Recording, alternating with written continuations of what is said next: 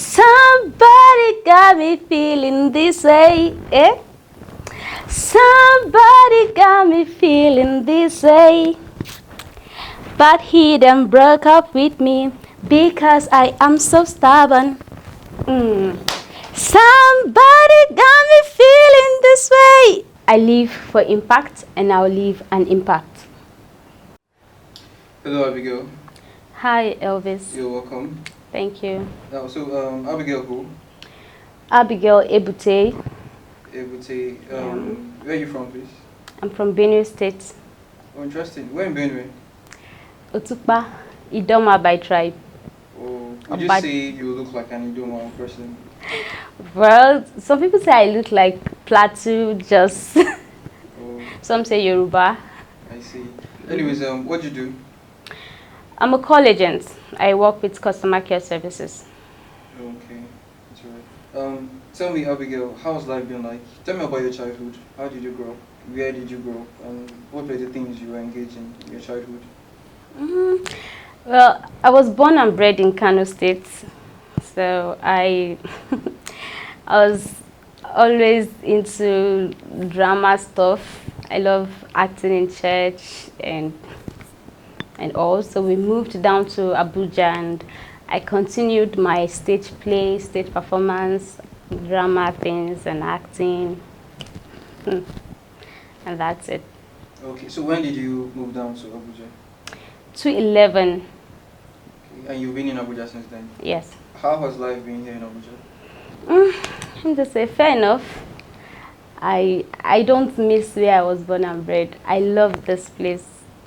I love the environment. I love everything about Abuja. Oh, when you say you don't miss where you were bred, what exactly don't you miss about it? I don't miss all those Hausa meals that is in Kano because I do see them here. I do see fried nono here, dam malele, garau garau. I see them here and I eat them. I enjoy myself. The food is affordable and, of course, our rice even here, always. Our rice everywhere. So I don't miss Kano. What I miss there, I'm saying it here. What I'm supposed to miss there, sorry, I'm saying it here. Okay, so what was like some of the most incredible things that happened to you in your childhood that you can remember? The things that you would say kind of shaped your childhood or affected your childhood? Well, growing up, I used to tell my mom that I'll be the first person to give her a grandchild, and I I said it that when I'm 20, I will have a child when I'm 20, and of course it came to pass. When I was 20 years, I had a boy. He's 6 years old now. Yeah. Okay. Would you say that's kind of affected your life in any way? Well, it actually didn't, because I had him when I was in school, in my university days, in 300 level. And even with the struggles and all that I almost dropped out, God still helped me. I didn't drop out. So it's a great achievement. I'm not even feeling it like, to me, it didn't affect anything. No, I'm still here.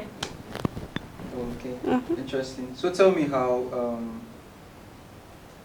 your life has been, your university days. What were the incredible things that happened, before your baby and before and after baby? Well, where will I even start from? The challenge I had in school is this roommate thing, having a roommate, 3 people in a room, and 2 people start doing 2 aside, leaving the other person, you get. So that was what I battled. I battled with that until at the end of the day I found out that I was already staying alone in school. It was that serious. We had fights, quarrels, ladies things now. So there was kind of no peace, and at some point everybody just had to part ways, and that was it. Okay, well, overall, would you say you enjoyed your university experience? No, I did not enjoy my university days. I did not, because from fighting with accommodation issue 100 level down to 200 level when I had accommodation with the other ladies, and it was one war or the other, and then I was pregnant. I was inconveniencing them and all, and I had my baby, taking my baby to school, coming back home, the stress. It wasn't just me. It was really difficult for me. I was just hoping and praying one day, let me just finish and leave that environment. So I didn't really enjoy my university days. Did you get any support at all from anyone? The only support I got was from my baby father. Yeah, he really tried. Even though things later didn't work out, he was really there for me during my university days. He's the only one. Him and God. Right, right. So, tell me, what was your ambition like when you were growing up? What was it you wanted to become? A star actress. Oh, right from a young age. Right from my childhood, I love acting. That was why I had to start drama, and I entered into drama groups. I started going to churches, performing on stage. Then we used to attend Redeemed Church. So I started my acting there on stage. So I've always wished that someday people will see me on screen and be like, wow, this is Abigail. So that's my dream, and I'm working towards it. So how's the journey been like, working towards it? Well, fine, not fine, because I don't know. Seems like you've really had experiences in this journey. Experiences upon experiences, not funny ones. Like sometimes I cry because the way I thought things would be easy, the way I thought things would be that easy, that wasn't the case. The way I climb on stage and act and people laugh, people are happy, people be like, this girl, you can act and the rest. I thought the whole thing would just come at I don't know how to put it, but that wasn't just the case. It's a struggle. I thought my talent would take me to places, connections and the rest, but then I keep having what they call near success syndrome, which I'm praying to God to just deliver me from, because it's really not easy at all. I just need God's grace. Why do you say near success syndrome? What exactly has made you think that this is what it is? Because when I go close to people, I've met with big directors, I've met with people that be like, this girl, you can do it. I will take you places. I'll personally train you. I'll personally take you up to be my star girl, to be my actress and the rest. It's just in my face. Once I leave them, we just separate, that's all. Sometimes they will even give me a script. They say, okay, you are the one taking this role, come and act and the rest. We are paying you so amount. Maybe the next day they will not call me again. So many things. I will just see it coming, but it will not come. Blockage. I don't know why, but I'm really praying to God to just deliver me from that. Okay, so aside that, are there other experiences that you've had in this journey that you find really unsettling? Okay, let me start with the fact that because I feel okay, it's not easy to be featured in movies and all. I decided to be a producer. I decided to save money to start doing my own films, So I came up with this AE Films TV.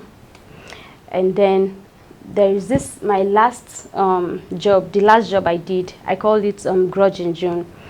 The way I expected it to come out, that wasn't the case. The way I invested money in it, pulled up crowd to make it a success. That wasn't the case. As a matter of fact, from the sets, from the location, we were supposed to shoot for like 3 days. The first day, let me just say day one, it was from morning. We had about 6 scenes to shoot in day one, or 5 scenes rather. We ended up shooting just 1. So already something keeps telling me that, oh, my dear, this thing is not going to come out well. The next day, the same thing. We shot just 3 scenes. The same thing, you get. So from that set, I already signed up in my mind that this thing we are shooting is rubbish. So let's just shoot and go. Anyhow it comes out, it should just be it should just be there on my YouTube page that I did something. So, and that was it. The way I hyped the movie that it was going to come out and the rest, it wasn't the case. It didn't come out well. And the worst part of it is it's not even my story. I wrote what I wrote in the story of Grudge in June is different from what the director shot for me. So tell me, in this your experience as a producer, and as an actress, which has been, tell me about your experiences, as an actress, with directors, producers, and how it has been like. One director once told me to come and test apron in his house. I told him no, and he said he's not going to give me the role again. That I am not serious. That this guy is not serious. This and that. I'm changing the role. This. The producer called me that, what's happening? What happened between you and the director? I said, see, your director said I should come and test apron in his house. So the producer said, okay, calm down, Abigail. We are both matured. We know how these things works. We know what he wants. The thing is, don't worry. I'll tell the director that I'll bring apron for you. He shouldn't bring anybody. On that day, just come. I am the producer. The director will not change you. Just come on that day. I know what to tell him. I said, no problem. And I was lucky. I had the role. And what the director wants, he didn't get. So, is that like the normal thing that happens, in the industry or with you, or you find that, See, it's not supposed to be like that. It's not supposed to be like that at all. But in my own case, before they will even give me role, they'll first of all say they want to see me. I should come to their hotel room. I should do this. Why? If you want to give me role, give me role. Send me scripts. Which one is come to my hotel room? Let's see. Let's see how. What are we seeing? Why do you want to see me? Is it location? And by the time I start asking questions, they'll say I'm not serious and they'll not give me the role again. I've had experiences like that with Abuja directors. And that's why they know me. Abuja directors, they know me. But because of one thing, they don't want to call me on their sets. So, I'm just there. There's this job I was featured in, Diary of a Policewoman. The lady I acted with, they paid her. Even though the money is not that encouraging, but she was paid. But when I asked for my own money, I was blocked. The producer blocked me on WhatsApp. The PM blocked me on WhatsApp. And I said, this is over 3 months now. We shot this thing. Aren't they going to pay us again? Like, when are we getting our pay? Producer blocked me. Producer first of all said that he has already asked the PM to pay me and the rest. I said, okay. 1 week later, I said, PM has not gotten back to me. What is happening? He just blocked me. He now said I'm disturbing him. He blocked me. The PM too blocked me. And I acted well. I acted well. You can go and check Diary of a Policewoman. They featured the likes of Empress Ijama, Ike Ogbonna, and the rest. They paid people. And me, I was blocked. You see? So, I don't know. The whole thing in the industry is just kind of frustrating, but I'm not giving up. In your bid to produce, have you ever thought of, producing series and all of those things? Yes, actually. I once thought of producing series for myself, and I titled it Abigail, My Celebrity Wife. So I actually, then I was working with, they call them magic makers. Magic makers. So I was working with them, and the director, he called himself Nollywood Jagaban. He approached me, and when I told him my plans, I said, okay, well, I want to start a series for myself, and I've titled it Diary of so why do I keep saying diary? And I've titled it Abigail, my celebrity wife. He said, okay, I should bring the scripts he wants to see and the rest and the rest. I said, okay, no problem. So I gave him the scripts, and I never knew he was just like a producer stroke, I don't know, and a script writer. Giving him my script, he said he wants to go through it and edit it, then he would work on the dialogue and everything. I said, no problem. When I sent that script to him, I told him, I said, this script I'm sending to you, this series I want to do for myself, let it not be more than 3 characters, just 3 characters max. He said, no problem, this and that. I sent him the script. This man went and edit this script and put all the whole magic makers inside the story. When he sent it, I was like, this is not my story. Oh, this is my story, but this is not what I want. Why are you putting plenty cast for me like this? They said that I don't know anything, that he's the one that he has been in the industry, he's trying to guide me through these things and the rest, and as a matter of fact, I'm not even taking the lead role, that he's giving me a sub lead role. I said, I don't understand, you are giving me a sub.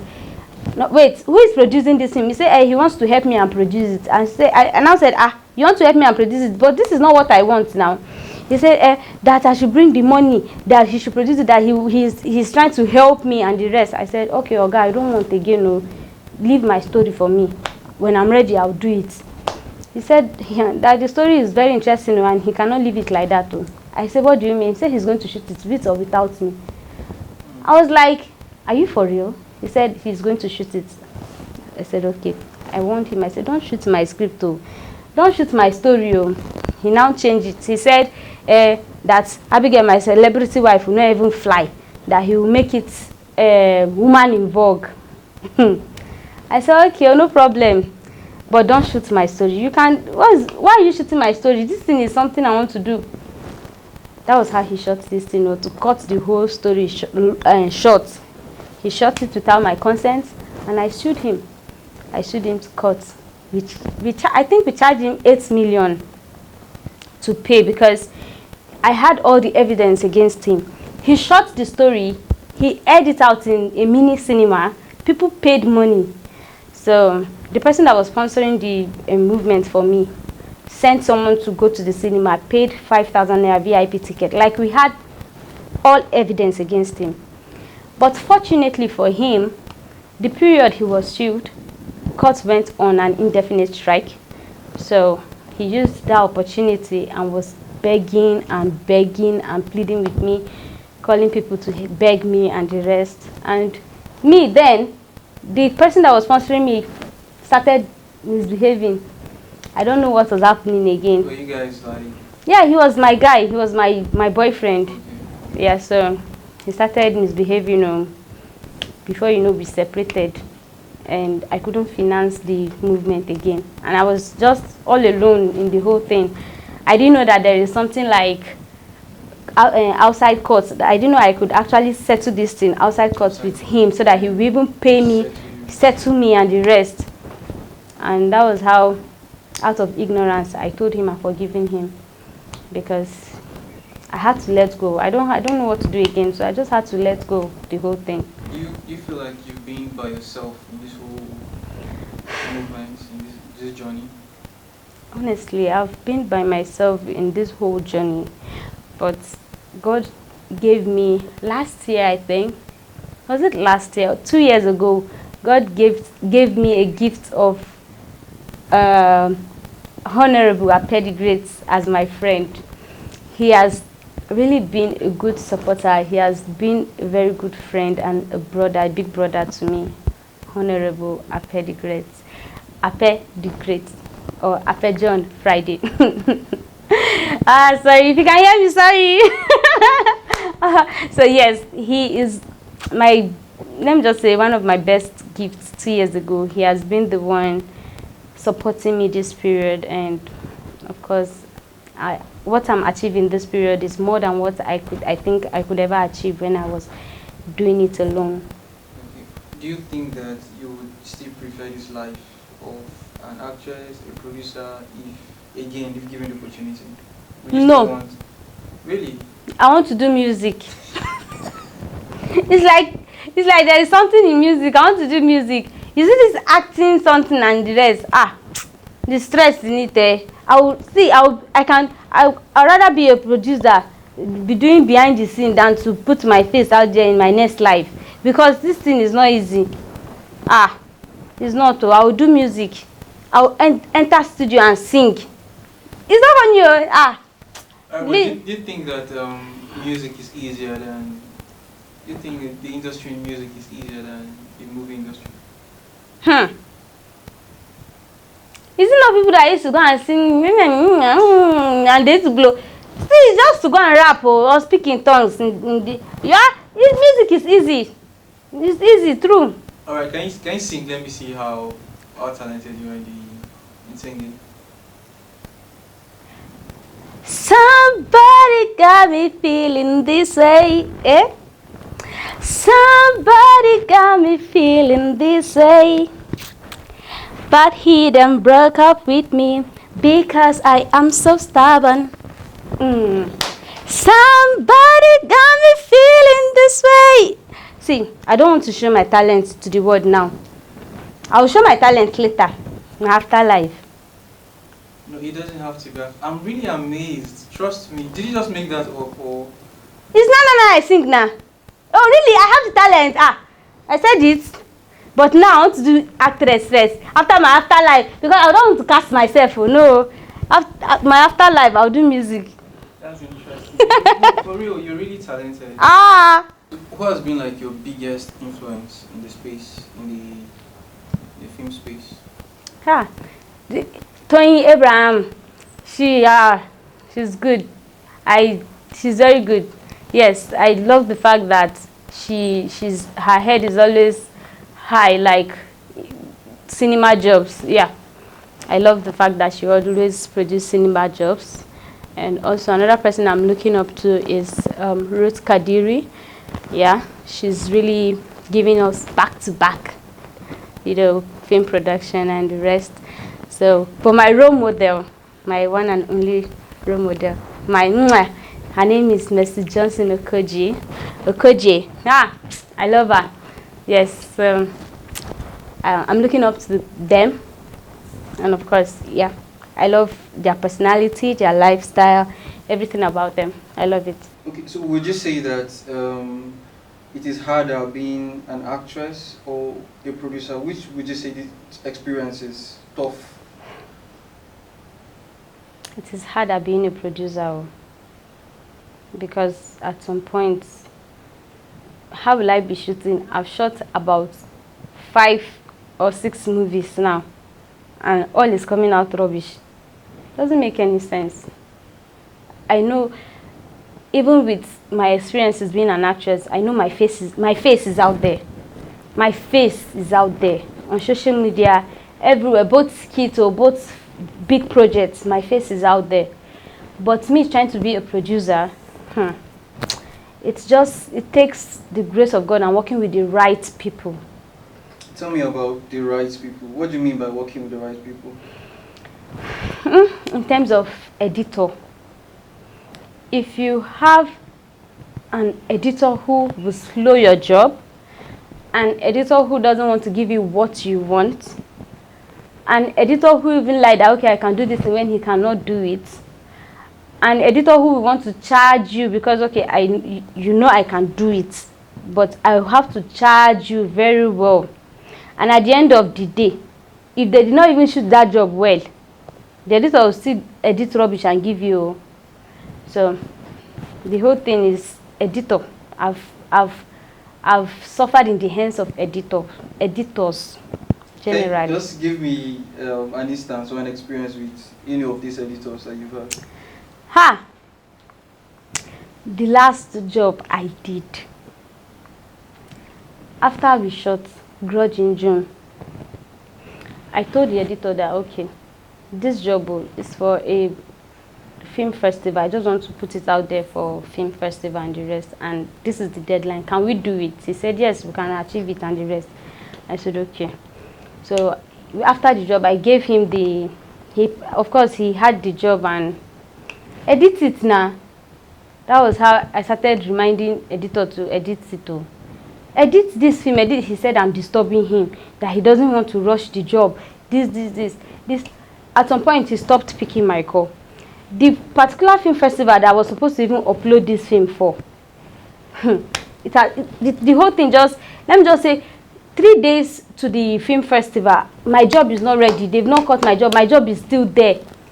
So I said, from the beginning of this set, I already know that this film is not going to be it at all. I started begging this guy. I said, please, edit this job and give me, let me post it and the rest. People are waiting and I need to post it for that festival. I have plans for the job. This guy no gree.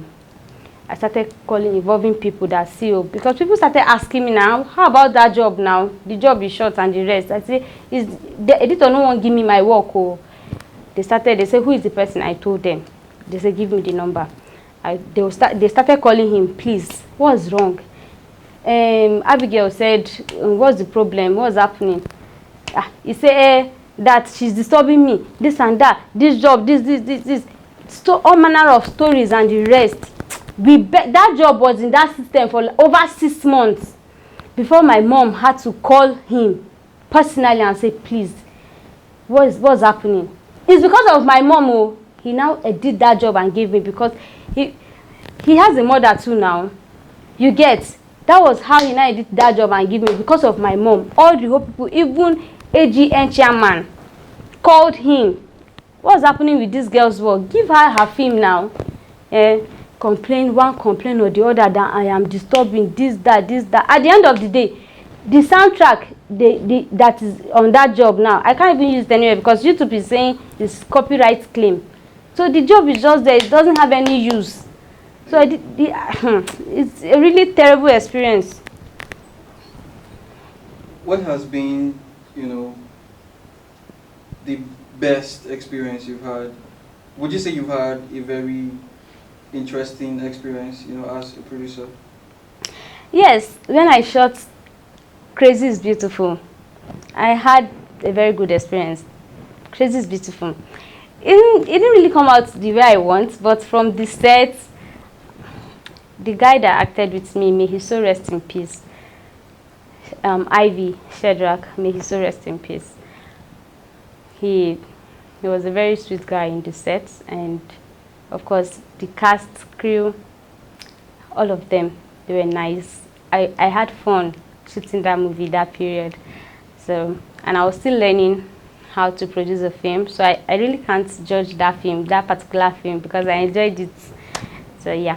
What is your vision? What is your vision about being a producer? What do you plan to impact or achieve, in the industry as a producer or as an actress?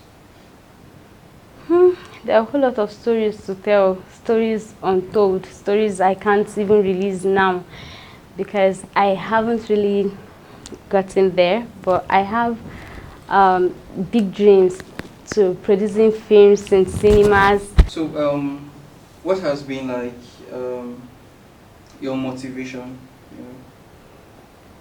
What has really been my motivation?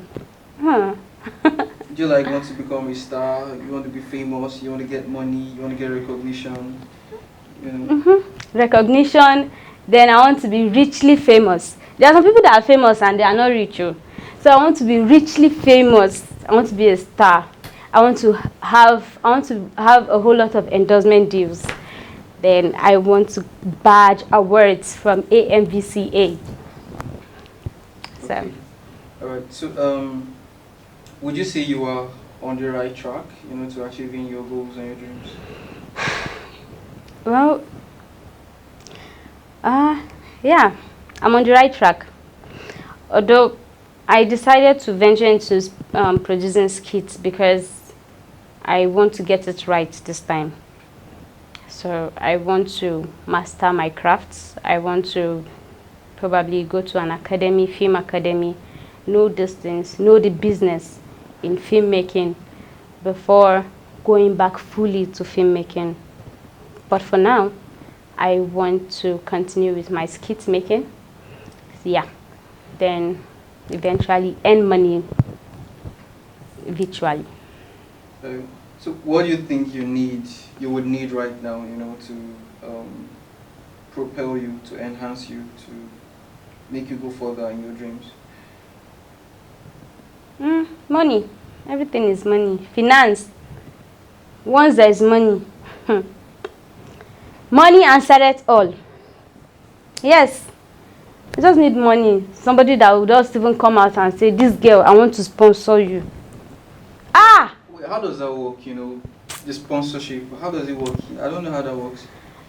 Is when you see potentials in somebody and you feel when you invest in that person, you get your money back a million folds. That's how it works. The way it works in the music industry, that you sign an artist and invest in that artist, and at the end of the day, the person will also get the money back.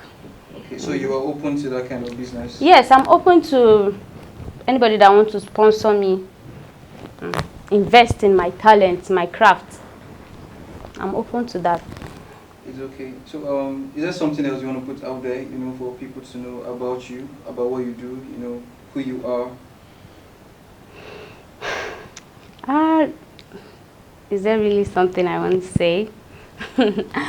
Well, I don't think there is something I want to say, because it's personal. I wouldn't want to really talk about my personal life on the internet. Nah. Okay. All right. So, to youngsters and people like you, that find themselves in the industry, trying to find their way up there, and then meeting this kind of challenge and hiccups, what message do you have for them? Well, consistency. Consistency is key. Prayer is a must. You have to be consistent. Then that prayer you are doing, backing up your consistency with prayer and the rest. Before you know, God will help you one day. It's just one day, just a phone call. You just receive one phone call one day, or a message one day. Somebody will just open your message one day, or somebody just see your video one day and say, wow, who is this person? So just be consistent. That's the way I'm doing. I'm trying my best to be consistent in what I'm doing in my craft. Then I'm also praying to God to help me. It's all right, Abigail. Thank you very much for your time. I hope your message reaches the right audience. I hope to. All right, thank you so much. Thank you, Elvis. Yeah, take care.